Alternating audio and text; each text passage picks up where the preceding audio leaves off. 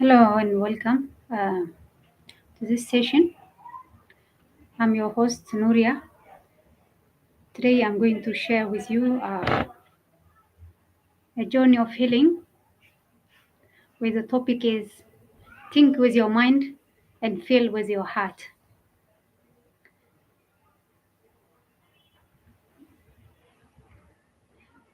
A journey of healing begins when we start believing in ourselves and trusting ourselves. With that said, I have some questions that will begin this session that will help us together. We can reflect on the topic. So, do you think with your mind and feel with your heart, or you feel with your mind and think with your heart? I will leave you with that question to reflect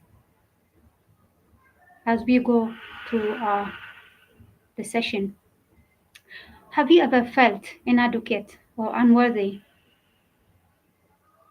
Have you ever lost sleep, worried, and felt not enough to overcome challenges in your life? Have you ever felt that what is happening to you is what you deserve? Have you ever felt that you need somebody to rescue you? Well, we all do at some point, right? Especially when certain circumstances happen that are beyond our control. Maybe abandonment or betrayal, abuse in a relationship, losing somebody we love, a job loss, a disaster, natural disaster or war, a disease. When such things happen that humble us, at some point we feel and think in a way I earlier mentioned inadequacy and worthiness become our state of mind and heart that cripple us and make us believe or feel that that there is nothing we can do, or that we need the world to change or the circumstance to be removed for us to feel safer. But today, the reason of this session is so we can challenge beliefs and feelings, thought processes that cripple us, that limit us, that make us feel that there is nothing we can do. By challenging these beliefs, by challenging these feelings, where we start becoming people, individuals, communities who think with the mind and feel with the heart.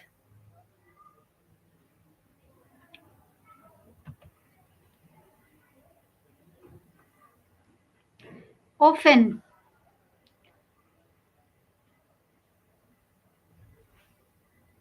we are challenged in such situations and circumstances as we have been brought up in a certain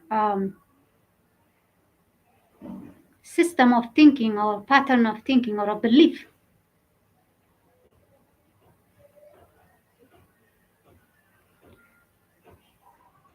But beliefs can be challenged, and so do feelings.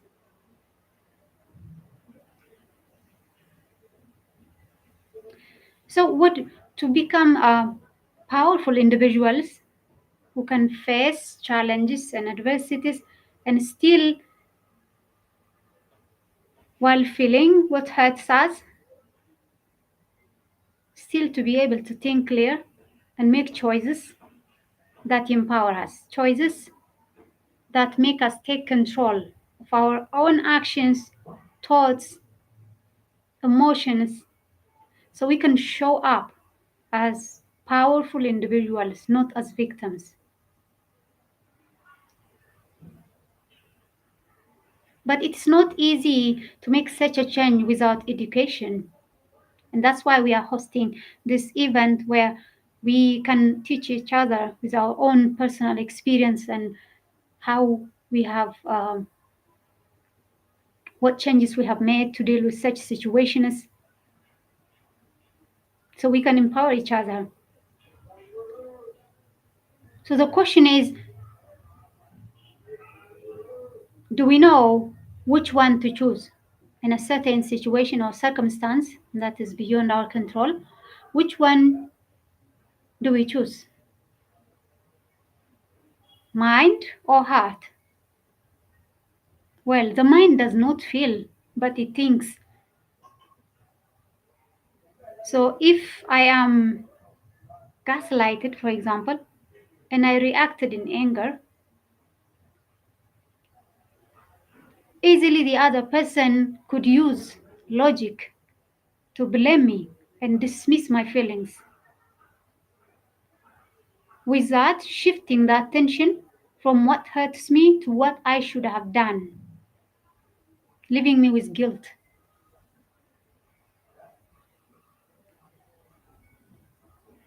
Now, in such situation, if I am not mindful, I'm going to be easily manipulated or exploited.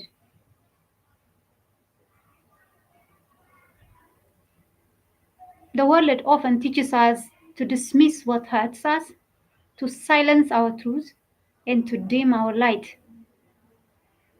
For example, we are taught how to talk, when to talk. We are trained. Not these trainings do not include our own choices, do not reflect our own needs, personal needs for safety, for security. That the moment any person calls us, we instantly respond. We are available all the time. So when um, when we are not in control of our choices, when we are not in control of our emotions, we are constantly seeking external validation, which makes us a victim of to inadequacy, to feel inadequate, to think unworthy. So in such situation, which I mentioned earlier, gaslighting, what would be the solution? Which one should I be choosing? At this moment,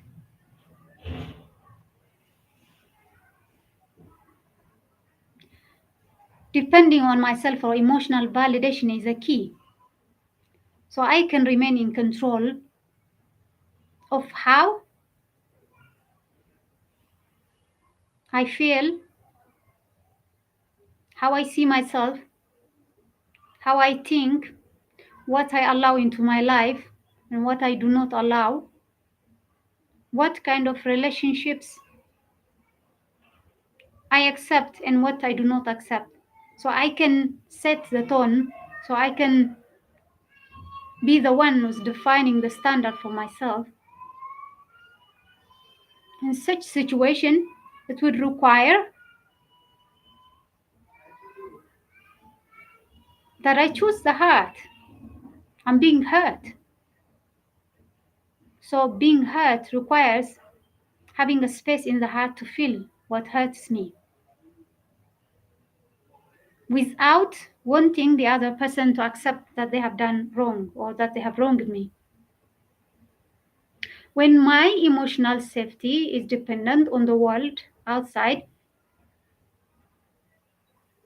I will constantly blame and constantly leading to reactiveness, which will feed the world and give the world a power over me. But by making a different choice, by being the person who is centered in my truth, seeing what is happening and choosing mind or heart. in this particular situation. This will allow me, by choosing the heart at this moment, would allow me to make a better decision next time. I will create distance from this person, and that way I will set boundary. So let's see the other situation.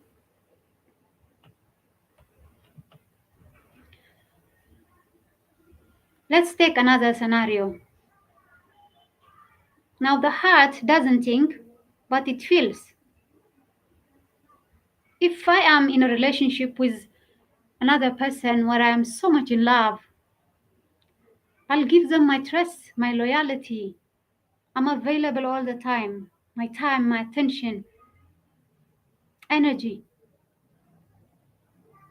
But the question is this person worth the trust I'm given? Is this person worth the love? Is this person worth my time and attention? When we are thinking with our heart, we will tend to be always soft, compassionate, always making excuse when this person doesn't show up. In a way,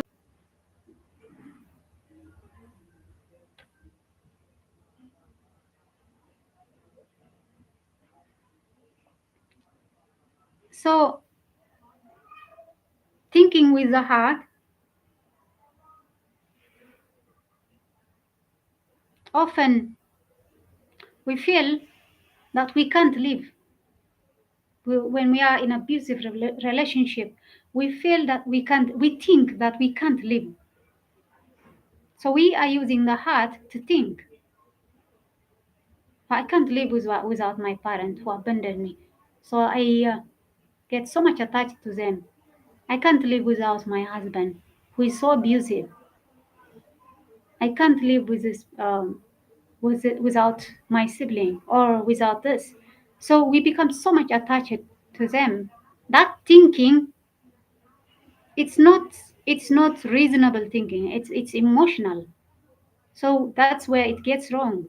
We stay in a relationship that drains us. We stay in a relationship that's abusive because the heart is thinking, not the mind. So in such a situation,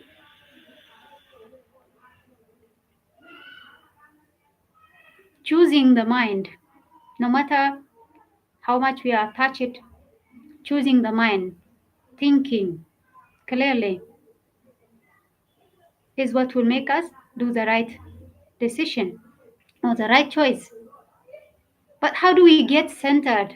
How do we become an individual who can see their mind and heart and then choose the right thing no matter how tough the situation? So there is often one we are often pulled on different sides. But how do we balance? How do we stand in between, centered in truth, then where we are able to make choices that are right in the situation? When it requires the mind, we think with our mind. When it requires with the heart, we feel with the heart. So that's where healing begins. Making centered choices. This requires living with intention. And living with intention means starting to trust ourselves, starting to believe in ourselves, starting to question our own thinking, beliefs, feelings, whether they are right, whether they are anchored in truth, or they are false programs.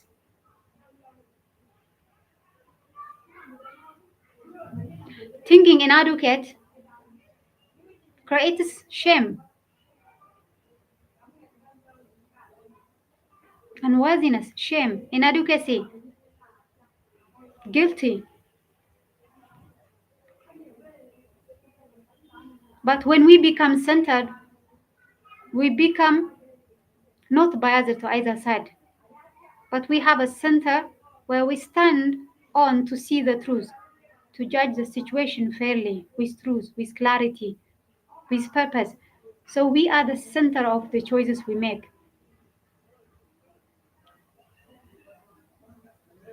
To start to living with intention, it requires first being honest with ourselves.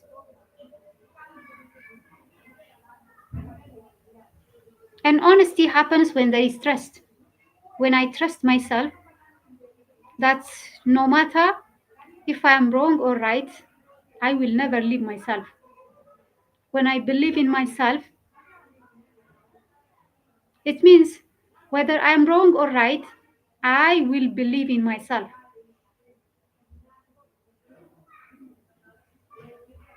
Giving to myself phase, believing in myself and trusting myself, it's the foundation to begin healing.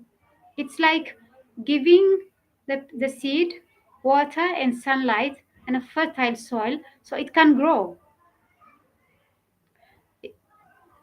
Then honesty adds to it because we as human beings, we are ignorant, we are weak and vulnerable, we are imperfect and flawed, we are mortal. But do we really believe in them? Our traumas, our experiences, the old programming, they interfere with who we truly are. We make an identity out of the trauma. We make an identity out of um, what happened to us, which shadows our truth. So healing is about peeling those layers or those masks that took us away from our truth, from our truest identity, that we are human, flawed and imperfect and ignorant. When we accept them, when we accept our truest identity, when we become honest with ourselves, where we are now, and love ourselves as we are, trust ourselves and believe in ourselves where we are, then we can start educating ourselves,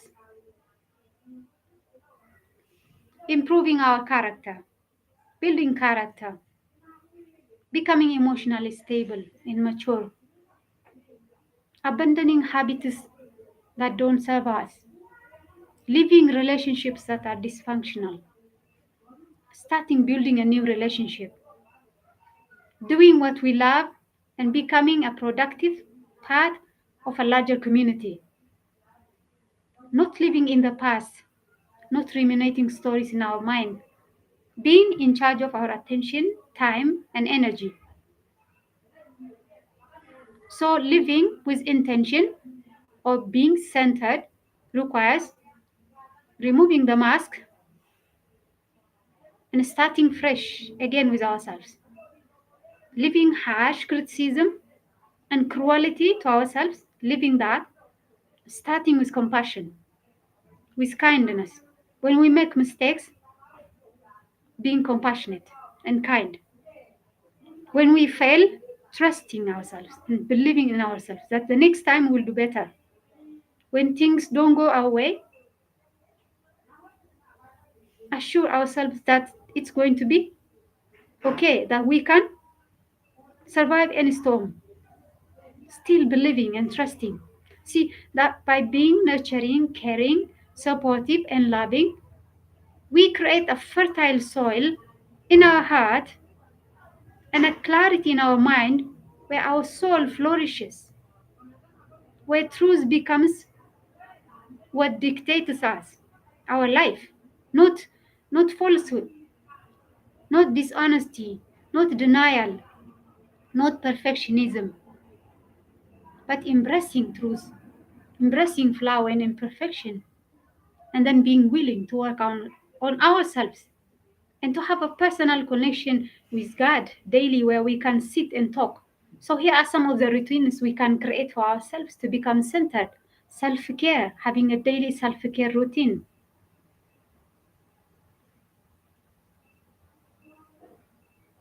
Self-care includes canceling meetings when you feel so exhausted, overly exhausted, canceling meetings, canceling every other thing, delaying those things, and show up for yourself. Take a break without feeling guilty. At first, it might feel not easy because we are trained to believe that we should put others over ourselves.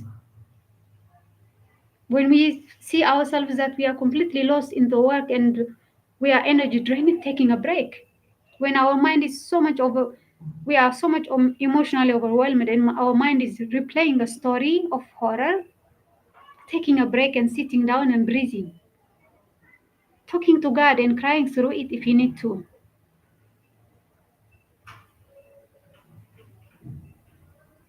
Educating our mind and heart, finding the truth, educating ourselves how to think. This requires seeing ourselves as sovereign souls. Each one of us are souls created by God. We are not extension to any other person. We are not extension to our parents. We are not extension to spouses. We are not extension to our children. We are not extension to relatives. We are not extension to anybody. We are individuals created by God with a purpose. When we see ourselves as sovereign souls, that means we can make choices independently of what the world thinks about us or feels about us. We can make choices that prioritize our own health, well being, and peace of mind. And we can start showing up in every areas of our lives as our truest self, loud, imperfect, being unapologetic, to take breaks, to breathe, to be here for ourselves, and to stop chasing anything external that makes us feel small. Then stillness practice. This is where we now start teaching ourselves that we can feel a storm of emotions, the past trying to come and overwhelm us. We can be still. We can sit down and feel what hurts us. Maybe numbness has become the norm for us. Maybe we live in a relationship where we were constantly criticized for reacting when we were hurt. Then we have developed an identity where we don't feel our emotions, we numb them. But we can start feeling them now by sitting in stillness, not doing anything, not touching phone, not doing anything else, no distractions, sitting alone, and then thinking, what am I feeling? What am I thinking? What is worrying me? What would be better that I can do for myself that will make this easy? What changes can I make?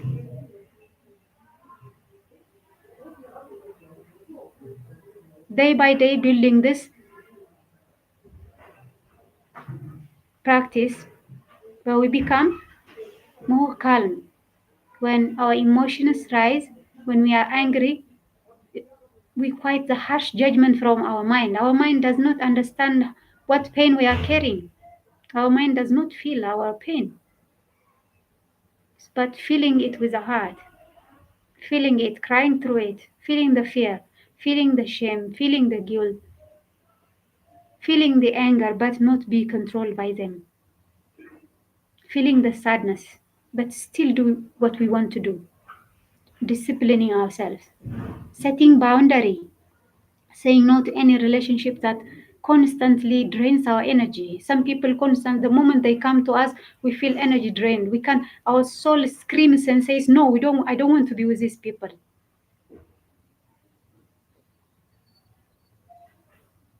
By allowing ourselves, by allowing ourselves to walk away from those relationships, from those people who do not value us for who we are, we can protect our peace without feeling guilty. Talking to God daily, starting the morning with prayer, starting the morning with intention, talking to God, putting Him first in everything, challenging our beliefs, unworthiness, inadequacy, fear of poverty, fear of failure and rejection, perfectionism, challenging them all. taking projects that challenge us, that we want to do, and day by day growing and cheering for ourselves. The small improvements we make in everything, appreciating that and appreciating everything in our life, and also daily watching ourselves to what we are reacting. What are the triggers? Is there something better we can do? When I find myself reacting, perfectionism doesn't want me to make a mistake.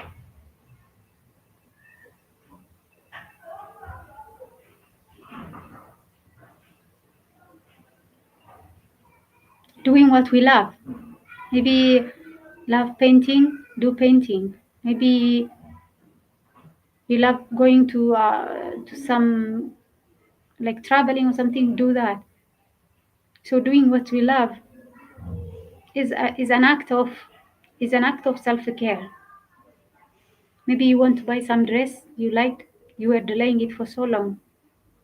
Just take some time, go and do it, and see how that shifts the relationship with yourself in a positive way.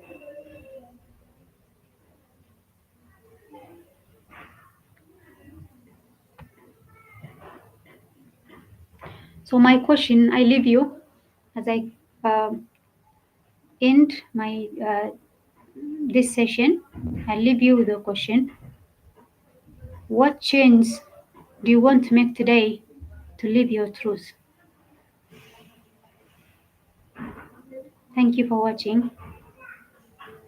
Subscribe to my channel for more insightful sessions about healing. Let's heal together. Let's build a better world.